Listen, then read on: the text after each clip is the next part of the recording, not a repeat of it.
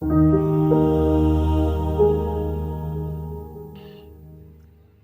morning, everyone, and welcome to this BCCJ webinar. My name is Alison Beale, and I'm the Director of the University of Oxford Japan office. I'm also the Vice President of the British Chamber of Commerce here in Japan, and I'm going to be moderating this morning's session. Today, we have what's become a very rare kind of speaker, one that's actually travelled over from the UK to be with us here in Japan. And many of us on the call today have been following the negotiations around the UK-Japan Free Trade Agreement with great interest, and we're absolutely delighted to have the UK's Chief Negotiator, Zebedee, with us today to tell us about the agreement and the process, and also to answer our questions. For everyone on the call, if you could please submit your questions at any time through the chat function on this webinar, and I hope to get through as many as possible at the end. But now I'd like to pass over to Chris Heffer, Director of Trade and Investment at the British Embassy here in Tokyo, who will set a bit of context and introduce Graham in more detail. So over to you, Chris. Thanks, Alison. Good morning, everybody. Lovely to see you all, and welcome to the British Embassy. And in particular, a special virtual boardroom we've had set up for this week to kind of welcome Japanese investors with a bit of TLC as well. I think I met many of you, but my name is Chris Heffer. As I said, I'm the Director of Trade and Investment here in the British Embassy. And can I welcome opposite me Graham Zebedee, Chief Negotiator. Do you want to say hi and a tiny bit of your background, Graham? Yeah, thank you, Chris, very much. Yes, so for the last 3 years in the Department for International Trade, I've been negotiating trade agreements with a number of countries around the world, but this has been the biggest negotiation that I've done, and it's been a real pleasure to be able to get it done in time. But I'll talk more about it in a second.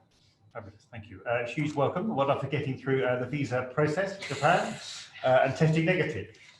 Also in the room with me, can I introduce perhaps the first time for many of you. So opposite me, Mary-Claire Joyce, who's just joined as our Head of Trade, taking over from Esther Williams. In normal times, she'll be out and about and meeting you all, but hopefully in more normal times, we'll get a chance to do that. Morning, Mary-Claire. Morning, everyone. To my right, slightly covering maternity leave, but from next summer will be our Consul General in Osaka, Carolyn Davison. So if any of you ever down in Osaka, do please pop in her from the summer. I think that's right. That's right, yeah. Fabulous and welcome. So we have a few slides that I think Graham will take us through in a moment, all about the deal. I was going to fire 2 questions at you before you do that, Graham. So do you want to explain what you're actually doing today? So what happens today and who else is here with you?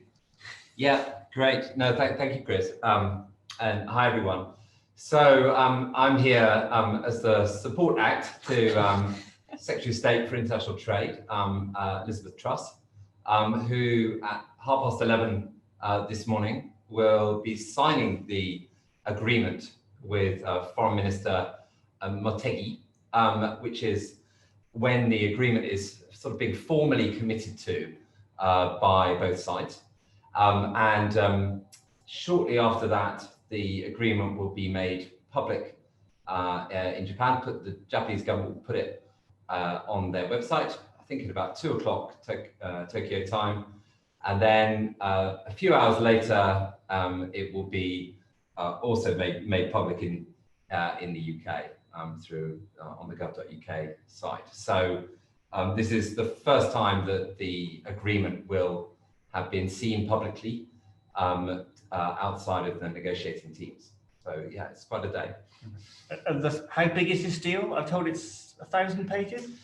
Yes, I think it's a different size in the UK and Japanese language text, but yeah, it's over 1,000 pages.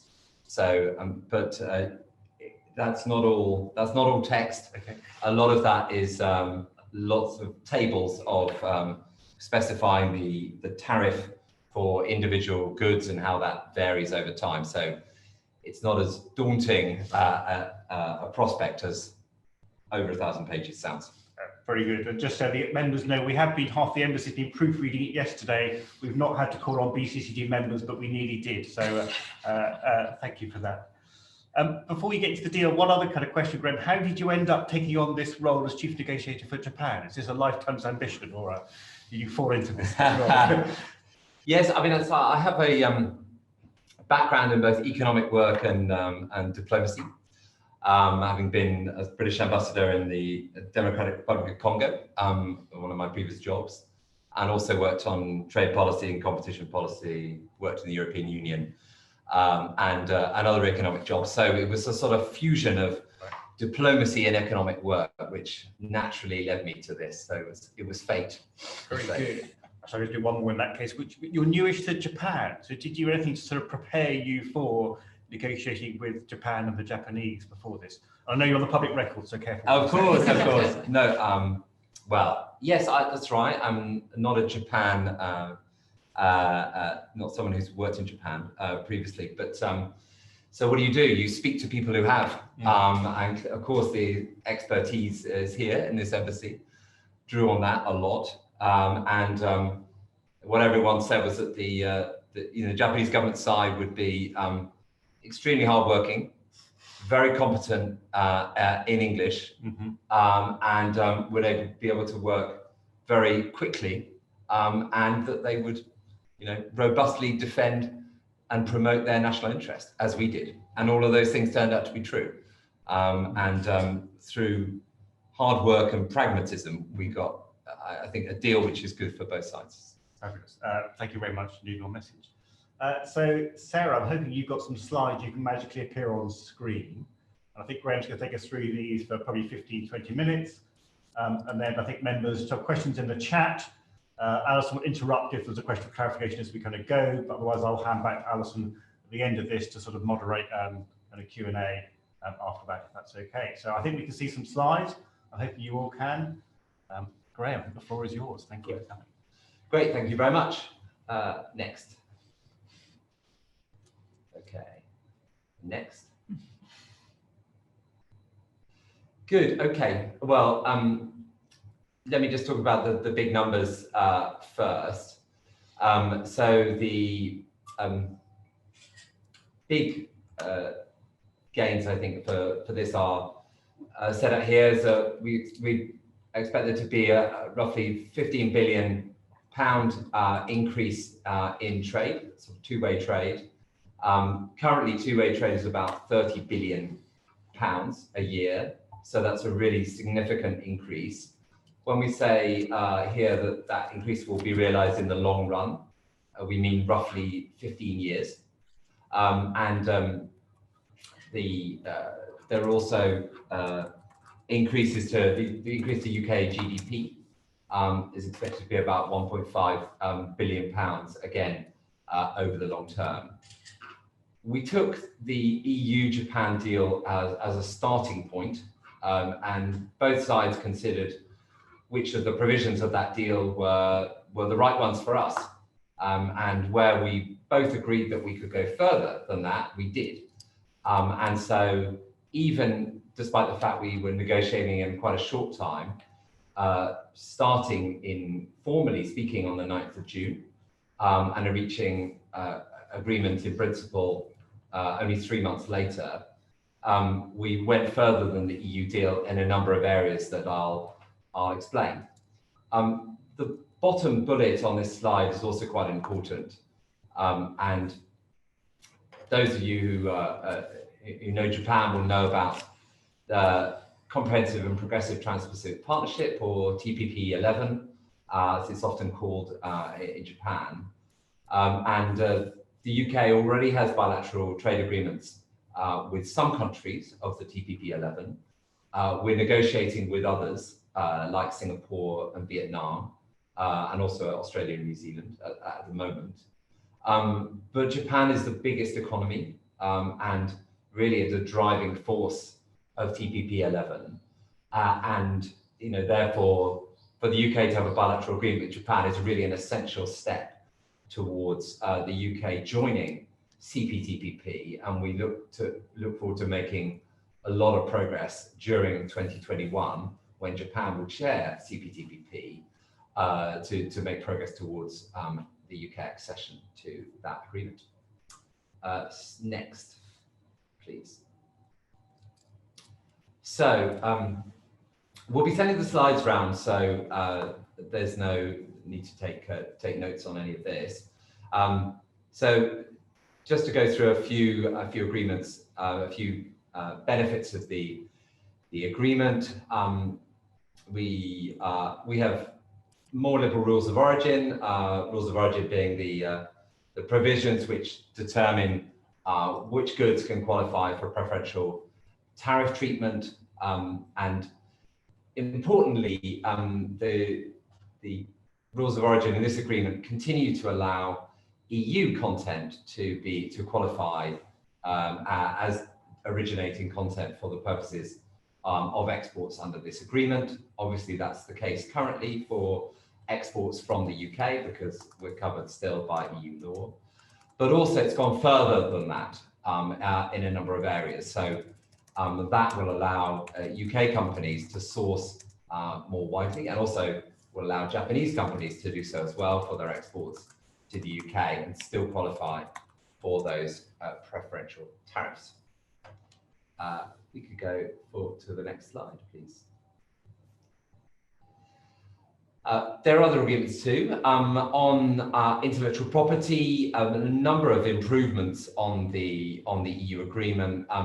One of them is an understanding that both sides will cooperate further to improve the protection of our intellectual property, and particularly in relation to online content as well. That's important given the size of trade in products that often have intellectual property protection. Fashion, another big area of interest for two-way trade. The agreement liberalizes tariffs on those products over time, which is good, and also the trade in this area will benefit from more liberal rules of origin too. So there's quite a lot of trade in sort of luxury, high-end leather products, for example, from the UK to Japan, which will benefit both from more liberal rules of origin and lower tariffs in future. Next.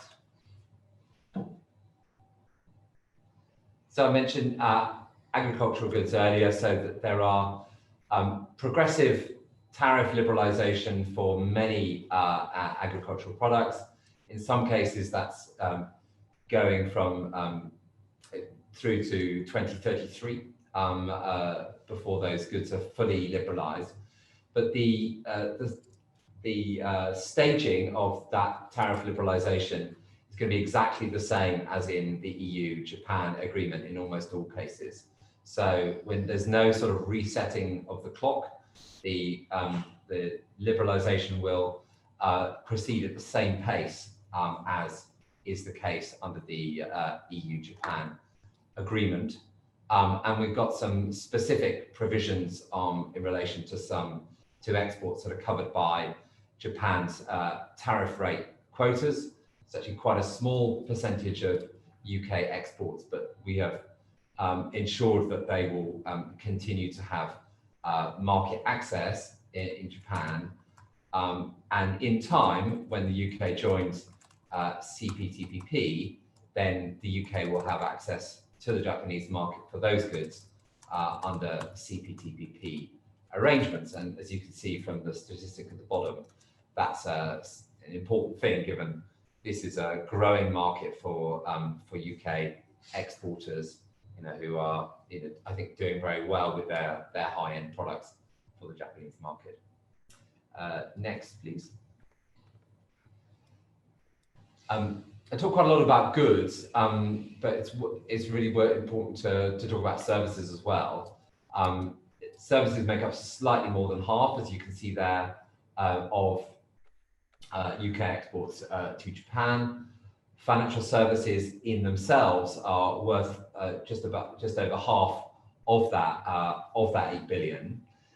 So it's important on services to look at different aspects of it. There are financial services, for example. There's an agreement in this deal for the Japanese Financial Services Agency and the UK Treasury and the UK financial services regulators to have an enhanced dialogue to pursue market access there. So that wasn't the case before.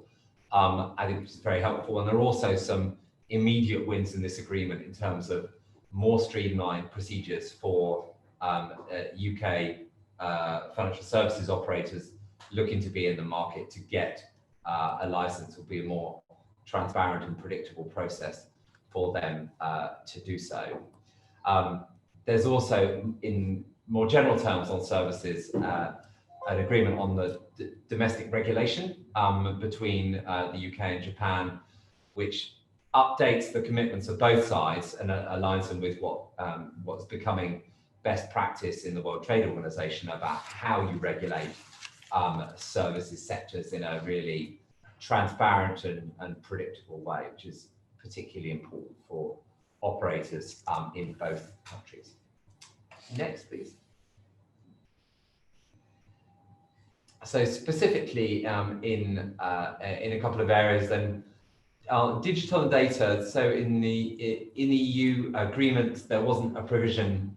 There weren't provisions on data.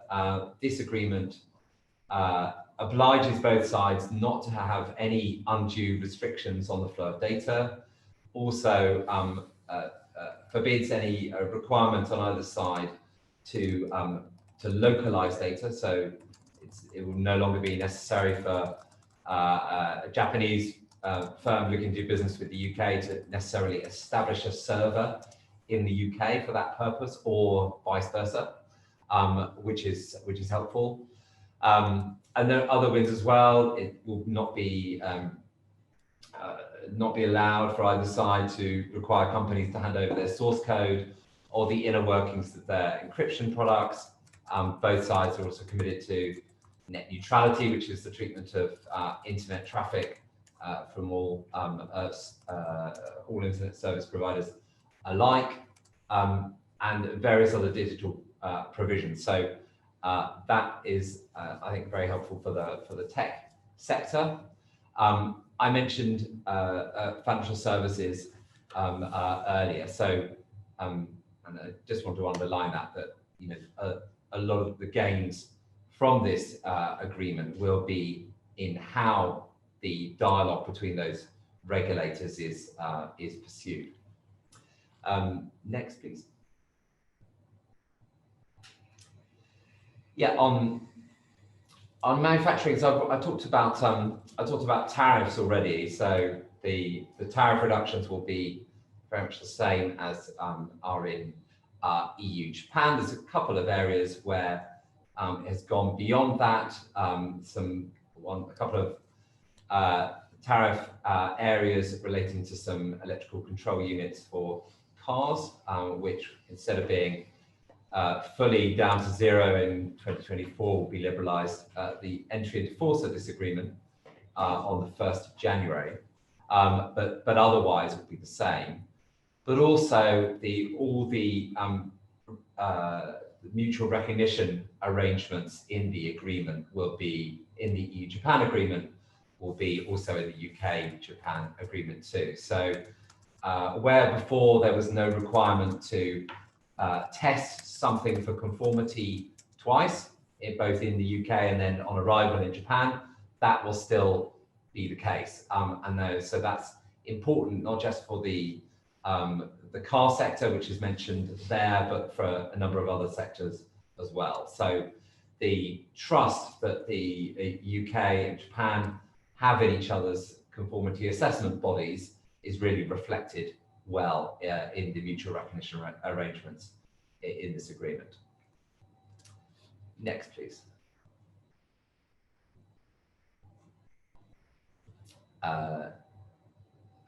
Yeah, next, please. Okay. So on small and medium-sized enterprises, as I mentioned there, so it's about really a lot of SMEs in the UK who already export to Japan. So all the provisions in the EU-Japan agreement, which were designed to ensure that to make life easier for those SMEs, are reproduced in this agreement, including a number of requirements to make information available in English, which we know is particularly important to smaller companies. But there's also an extra kind of obligation on both sides to help both sides, SMEs, to export through a sort of ongoing exchange of best practice and ongoing dialogue, which will ensure that we help those companies to actually make use of the market access that they have under this agreement. We know very well that it's quite easy sometimes to have very good intentions and have a trade agreement on paper. It's the making use of it which is the important thing. I've talked already about CPTPP, so I won't say more about that. But the bottom point is, I think, worth talking about this agreement, as well as all the areas of market access and rules that I mentioned earlier. Also commits both sides to be having a dialogue to ensure that they share best practice and work with each other to promote women's economic empowerment. That's not something that's been in any UK trade deal before, so that's a new provision. Likewise, there's a new provision on anti-corruption.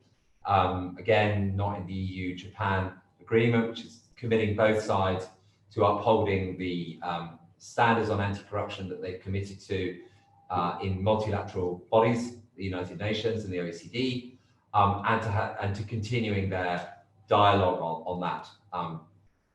Both UK and Japan are low corruption countries, so this is partly about sending a message to the world about the importance of anti-corruption for international trade. Next, please. So that slide reflects what I said earlier, that the agreement text will be made available later on today. What happens now is that it gets ratified, as we say, by both sides. That means that it has to be scrutinized here in Japan. It goes through the extraordinary autumn session of the Diet, which I think begins on Monday. It's not a heavy agenda for the Diet, I think, this autumn. So we are hopeful that that will pass through quickly and smoothly. In the UK, we will do the same with the UK Parliament. Again, I'm very hopeful that our Parliament in the UK will endorse this agreement, and that early in November it will have been passed through our Parliament. There's also a requirement on both sides to enact some legislation, which can be done quickly and in time to, and then when that is done, there's a simple diplomatic process which will happen in December, which will enable the agreement to come into force on New Year's Eve in the UK. So I guess that will be in the early hours of the 1st of January here in Tokyo. So it looks like it will be a quiet night for me on New Year's Eve this year, with not just this agreement with Japan, but 35 or so other UK trade agreements will enter into force on that evening. So next, please. There we go. So that concludes my presentation. Thank you very much for listening, and I'm very happy to take any questions. Thank you. Graham, thank you hugely for kind of running through sort of the EU building on what we've achieved on the UK side, and I think pick up some of the women's economic empowerment too. So actually some quite interesting statements from the UK government as to what we see kind of globally as well. I had a bunch of questions, but I promised I would hand back to Alison, who might have some of those, and indeed members. So Alison, back to you from the British Embassy.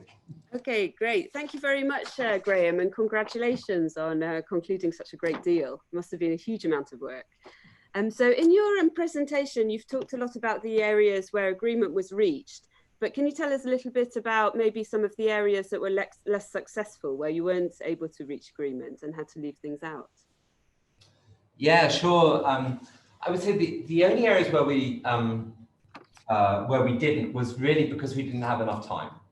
And so if you're doing an agreement over a number of years, then there's the possibility of changing what in the UK I would call primary legislation, something which would take, a year or 2 years to go through a parliament, and it's a really big, significant change. So on intellectual property, for example, the Japanese side had a number of requests to us, and we had a number of requests to them, which would have required changing that legislation.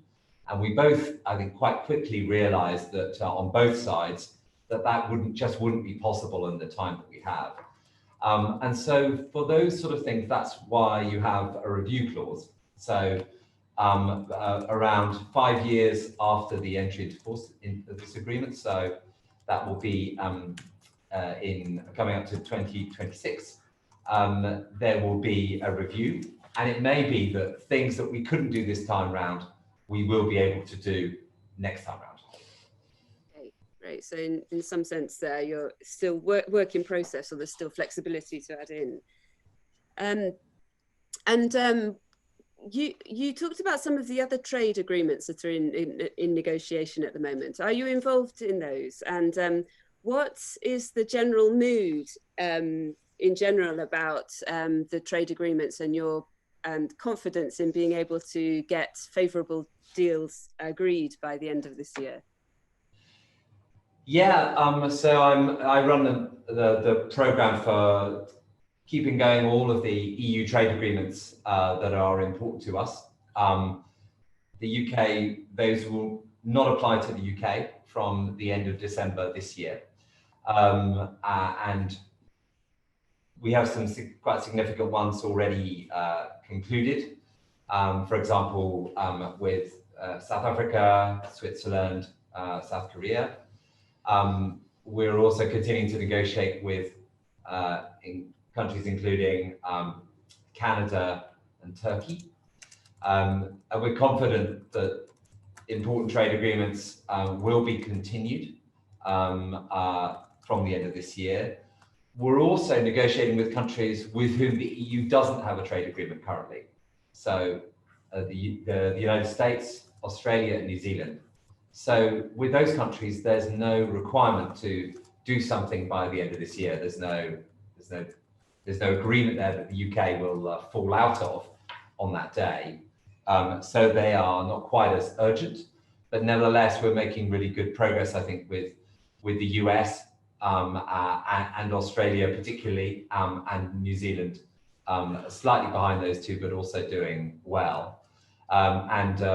But Japan is the first one that we have done, and so I guess that reflects partly the importance we attach to UK-Japan trade, and partly the ability to work so quickly with our Japanese colleagues. Yeah, great, thank you. So I think Minister Motegi said that it was a tough negotiation. So can you tell us a little bit more about what it was like to actually negotiate this agreement? Was it all very serious and stressful, or were there some lighter moments? Yeah, there were plenty of lighter moments. On the UK side, we were, because of the coronavirus restrictions, we were all negotiating from home. On the Japanese side, usually people were coming into the office, into the foreign ministry, particularly. But my son, who's 8 years old, made a number of appearances during the negotiation, and usually at a helpful interventions. Yeah, usually at a very useful time. So texting him. So no, there were a lot of. I think he developed a sort of a following within the Japanese foreign ministry. So no, it was good. As I say, both sides. We've all got our stakeholders, our businesses, our parliaments, who are looking for us to deliver certain things. But we were incredibly impressed by the work rate, and the fact that we were doing all this in English, you know, the Japanese side were able to move incredibly quickly, you know, and so it was really a pragmatic exchange on both sides that, you know, that enabled us to get through it. Can you give us a sense of the scale, Graham? Because you had 30-something or chapter or 20-something chapters, sort of chapter leads, negotiator counterparts, and you sitting, I can't imagine if you're sort of puppet master or sort of sitting above it all, and how that sort of process worked. And I think over several hundred different video kind of calls over the 3 months. Yeah, absolutely. So there were around, certainly 100 people at least, I would say, on each side, across a lot of different government ministries and agencies who were involved.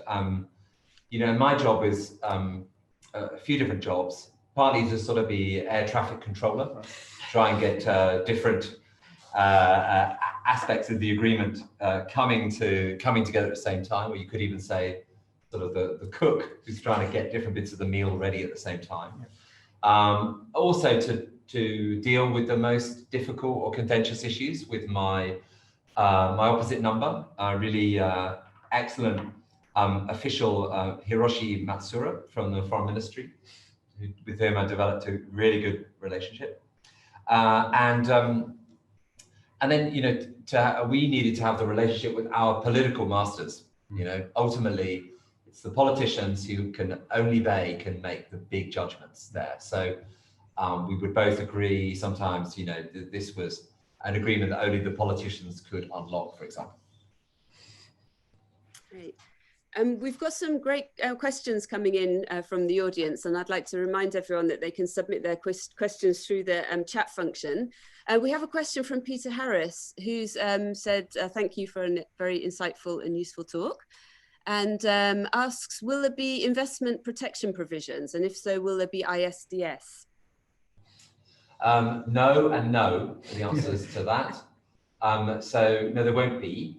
What there is in this agreement is a provision which says that if either party agrees a trade agreement which has investment protections or in ISDS, which is investor state dispute settlement, in it, then both sides will consider whether to update this UK-Japan agreement to have those provisions in it. But it's worth saying, I think that the UK is well considered as an investment environment, and the kind of protections that you get in some trade agreements are guard against the expropriation of the property of investors by a government, or the discriminatory regulation by a government which is targeted against foreign investors. And the UK has a really good reputation for never doing those sorts of things. So it's not a particularly critical thing for the investors into the UK are looking for. Am I right? The ISDS is in the CPTPP, isn't it? So will we have to come back to that at some point if we're joining CPTPP? Yeah, I think it is something we will certainly have to look at in the longer term. That's quite right. Great, thank you. We've got a question here from Kimata-san, who asks, how can we find the final agreement? Can we see it before January the 1st, 2021? So could you please clarify that? Sure. So you can see the final agreement today on the Japanese Foreign Ministry website.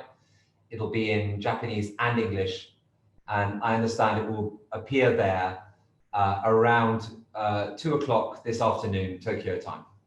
Great. And it's 1,000 pages, so that will keep you busy. Everyone will be reading right. it. But as I say, most of that is tables on tariffs. So you can pick and choose the bits that you're interested in. You don't have to read all of it. Okay, great. Thank you. A question here from Gavin asking, with this agreement, do you expect more British companies to set up subsidiaries here in Japan in the next few years? I hope that I certainly expect there to be more trade between UK and Japan and more investment. Whether companies decide to set up subsidiaries or to to do their business in some other way, I don't know. But certainly trade in various ways, yes, definitely. Can I pick up on that? So I guess we've generally seen as exports grow, part of that success is putting a foothold in a foreign market. So I think we would hope that as exports grow, companies would set up subsidiaries here. There were two things in the deal I thought might be shown. One was about, I think, some licensing processes looking easier on the kind of fintech side. And I think you didn't cover some of the Mode 4 stuff. So I think we've made it easier for British people to travel with their families if they're setting up branches or subsidiaries in Japan. Yeah, that's right. But there's improvements in the movement of business people. So it's all about getting visas for business people to go and reside in the other country. In both directions, it will become easier. For example, to take a spouse and family with you if you're being moved from within a company, from maybe a Japanese HQ to a UK subsidiary or vice versa. And that wasn't in the EU deal, but obviously that's a bit of COVID proof, or not very COVID proof at the moment. That's right. So there were some commitments in the EU-Japan deal, but we've gone beyond them, particularly in terms of the movement of Japanese business people to the UK. Great, thank you. A question here from Phil Robertson, who's asked, what inducements have been offered to the Japanese automotive industry to encourage them to remain invested in the UK? Well, I guess that's a question outside of this agreement particularly, but let me just say that the investment by Japanese companies in the UK is extremely important to the UK government, as much now as at any time in the past. So, and I know that there's a continuing dialogue between the government and those investors to ensure that the environment for those investments is as good as possible. But I don't know, Chris, whether yes, I'd say a few things. I mean, they are hugely important investors. The Secretary of State is meeting the Keidan-ren in about an hour and a bit. Obviously, Mr. Nakanishi is quite ill, but Mr. Hayakawa Toyota is coming to that. So we remain in dialogue with the big automotive companies. It's quite a period of change anyway for automotive companies, with electrification, autonomous vehicles, and COVID makes it not an easy time to be part of the global automotive industry. In Britain, we're focused on electrification and battery technology, so encouraging companies to go the next steps on building cars, the investments they need for those as well. The rules of origin point you picked up on is critical both to UK manufacturers, and in this sense, Nissan and Toyota are UK manufacturing in the UK, so that rules of origin does help them build the supply chains and the exports. The one deal we've none of us have mentioned so far is the UK-EU deal, which remains important to them, and we will hear representations on that today, and I think Motegi is going to mention it in his speech at lunchtime as well. Probably beyond our pay grade to comment on where that deal is, but I think we know the issues or the importance of that as well. So I think we're all watching that, and that will be an important part of it. Phil, I don't think we do inducements, but obviously we encourage Britain as an amazing place to invest at any time. We've got a few questions here about CPTPP. So one of them is, so Japan appears to be keen on UK accession. And can you talk a little about engagement with other members on this issue and how you see the process of UK accession going? And there's also a question here about the UK's ambition or motivation. How is it right that the UK government would like to join as soon as possible? Yeah, thank you. So as soon as possible, yes, that's right. That's exactly right. And I think, at some point in the next few months, I think you'll see an application from the UK to join, because this agreement hasn't been around for very long. And so Japan will, as I say, will chair it chair the grouping of CPTPP countries during 2021. And question now is exactly how to define the accession process. There's a set of rules that are in the CPTPP treaty, which countries in different forms have signed up to. There's also a need for a market access negotiation. So that's the commitments you make to open your market for goods and services and procurement to the other countries, which the UK will have to go through with countries with whom it doesn't have a bilateral agreement already.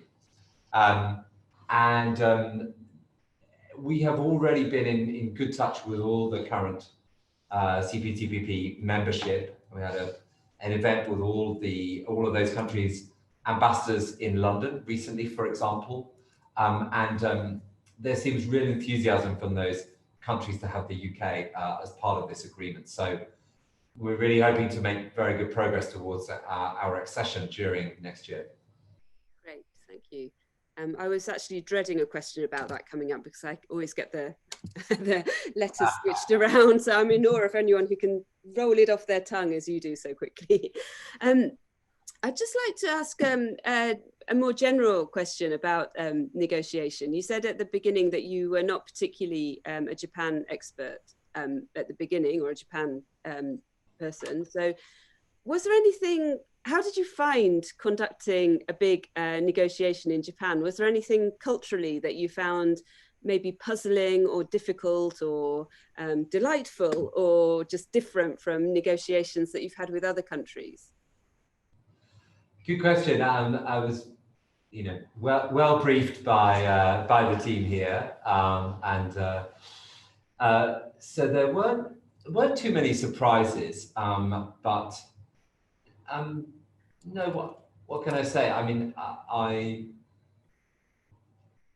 one thing that struck me, sometimes we have with some countries a little bit of difference between different government ministries. That I have to say it can be quite helpful actually from our perspective if you can find a little bit of difference in opinion between different bits of the government system. But I have to say there was no such thing in the Japanese system.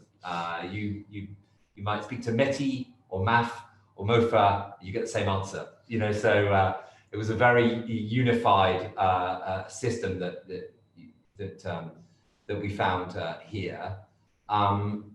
And I think also it's just the speed of progress, so on any day we might have discussion about intellectual property, some aspect of services, rules of origin, small and medium-sized enterprises, and then a whole set of new discussions the following day, so with not that much time between sets of discussions to reflect on what had been said and come back with new and revised offers for both sides. And yet, the Japanese side was able to do that at real speed in a second language. I mean, so we were all really impressed with that. You were slightly fortunate, I think, to be here in February. So you did have a chance to meet face-to-face with negotiators before you were sort of plunged online. I don't know if that made a difference, but also I think your speed, in a way, online enabled the speed to happen.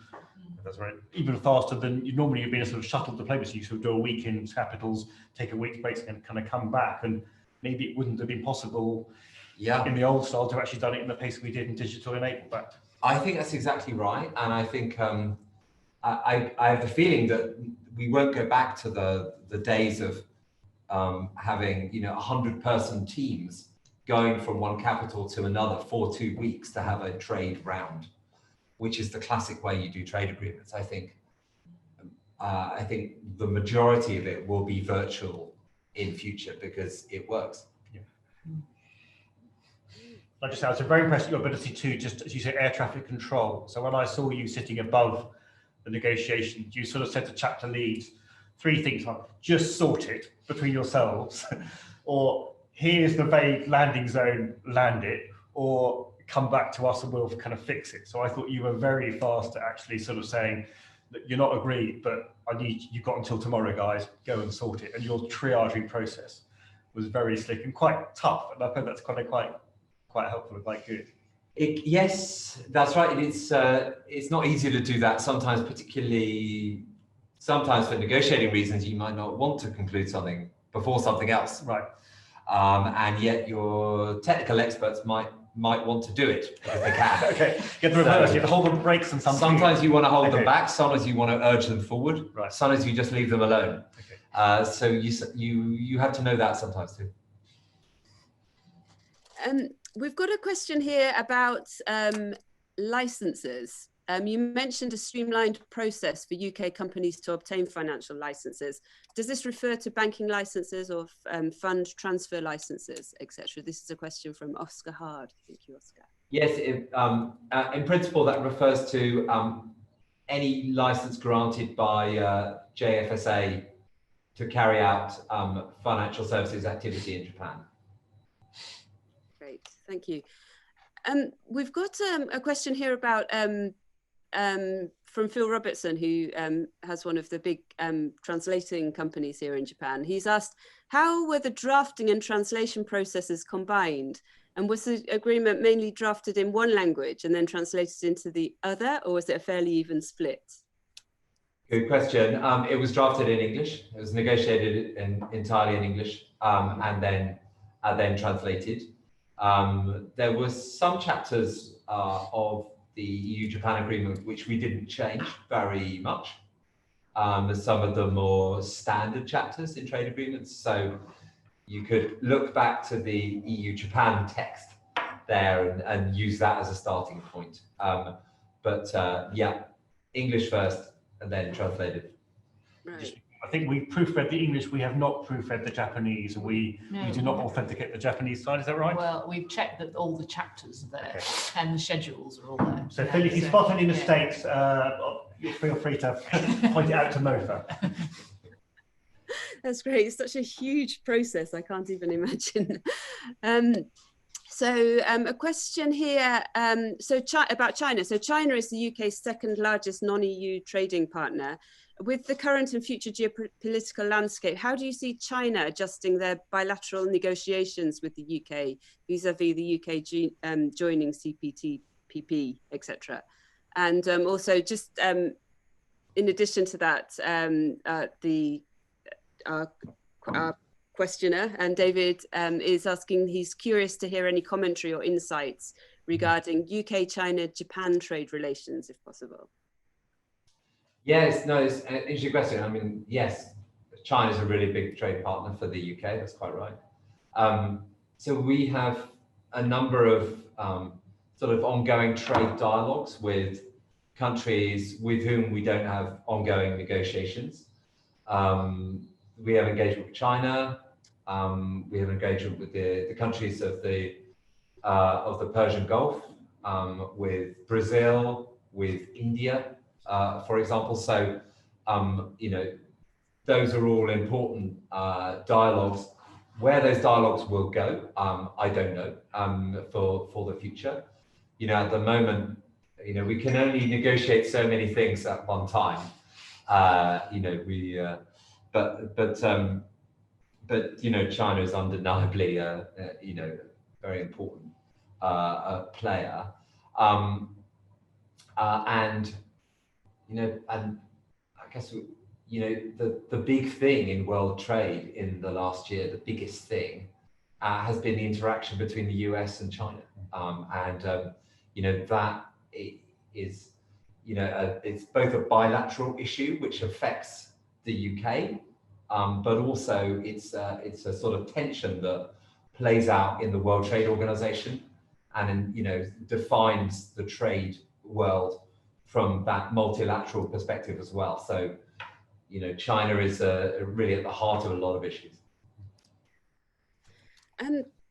We've got another question here about the kind of process of the negotiation.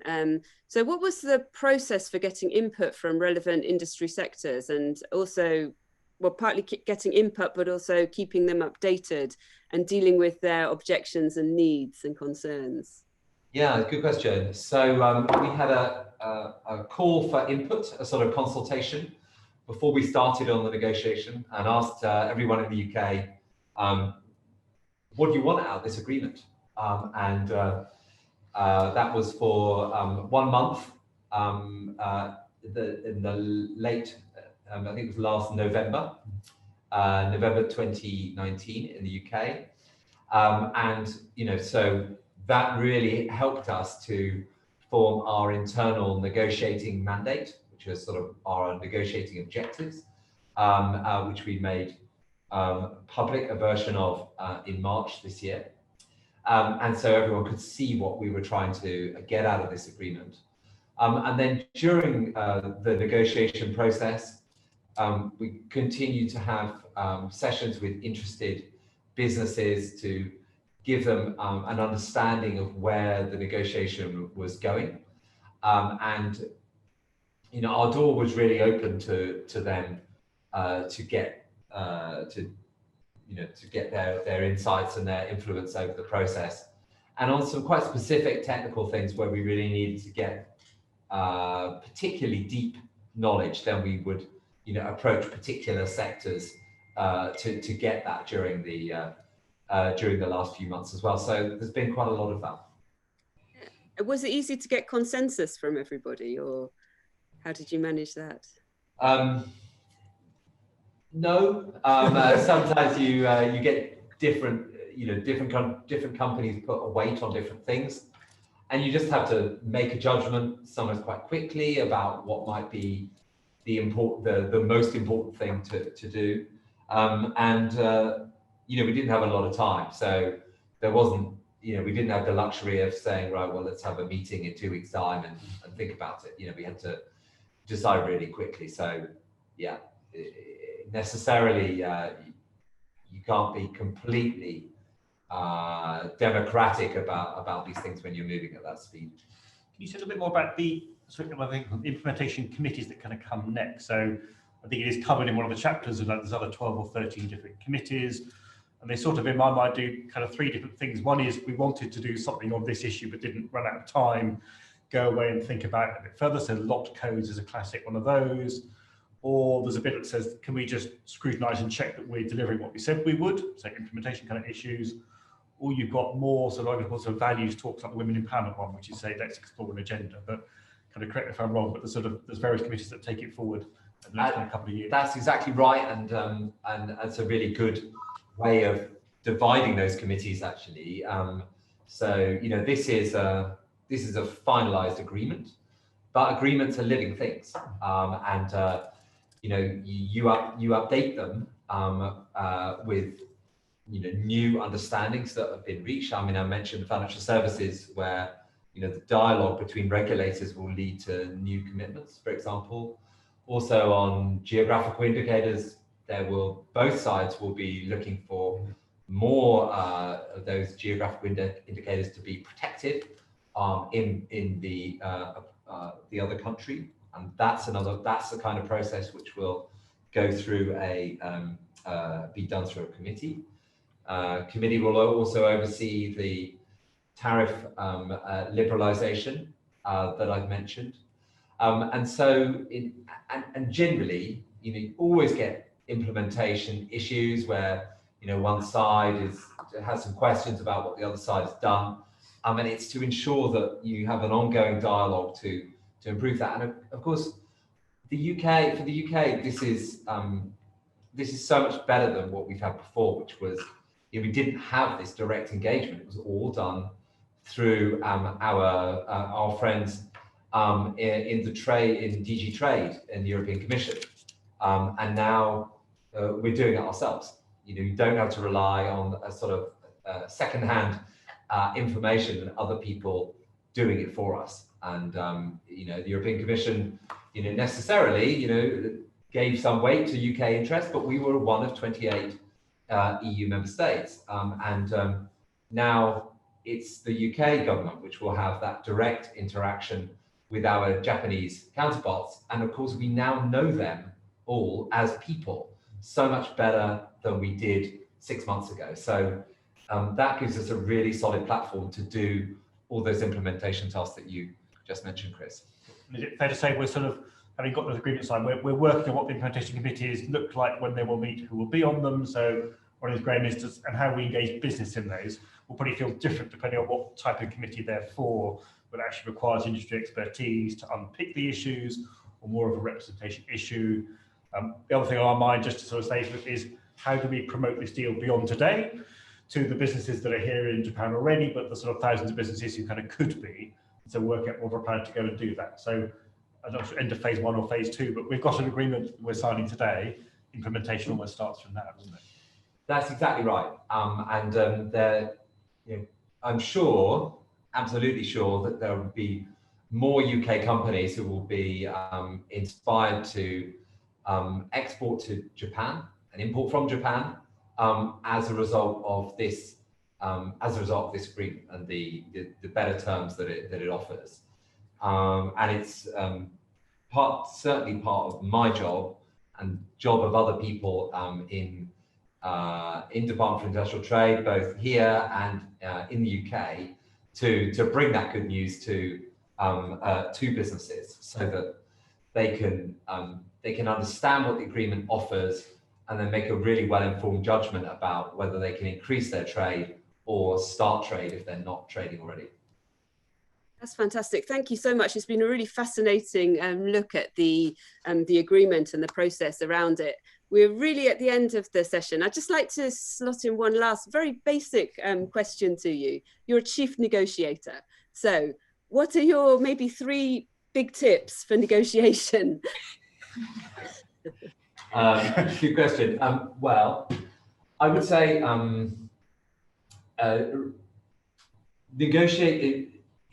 negotiation isn't all about, sitting across the table from someone and trying to, a sort of a psychological warfare that some people might focus on. Negotiation is a project, and so you need really good project management, and you need a really good team to be on top of all the different aspects so that you can ensure that sort of air traffic control that I mentioned earlier. So that's first thing. I would say you need a good relationship with your opposite number. You're there to do a job for your government, but you can disagree without being disagreeable with your opposite number, and that is, I think that would be my second tip. And then thirdly, I'd say there's no shortcut to knowing all the issues. And of course, you have a team. If you have a team of 100 people, you're not going to know all that they know, but you need to know enough about everything such that you can negotiate individual issues to incredible detail yourself when that is required. And so you got to learn it. Great, thank you so much. Thank you, Graham, and thank you, Chris. It's been a really fantastic talk, and thank you very much for your insights. It's been such a good opportunity for us to hear all about the agreement and the background to how it was negotiated and your hints. So thank you very much, and thank you for taking all of our questions.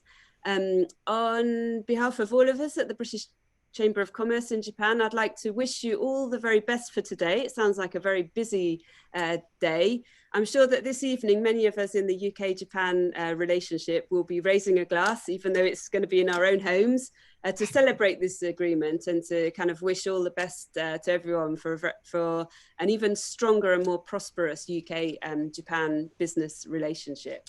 I'd like to say also a very huge thank you, as always, to the British Embassy here in Tokyo, especially Chris Heffer, for all their support and commitment and all your help in making this fantastic session possible. Just finally, to all our members on the call, thank you all very much for joining us, and thank you for all of your questions.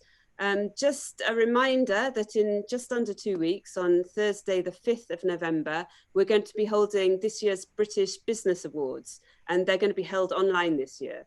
It's going to be a really fantastic evening, and I hope that many of you will join us. The deadline for submitting an application for this year's British Business Awards is actually 5 p.m. today. So if you haven't submitted a nomination, then please hurry. And as I say, The event is open for all your bookings to actually participate on the day. So please, everyone, sign up. So thank you, everyone. Thank you very much, Graham. Thank you very much, Chris. All the best for the rest of the day. All the best. Thank you. Thanks very much, Alison. Cheers, Thanks, everyone, for tuning in. Thank you.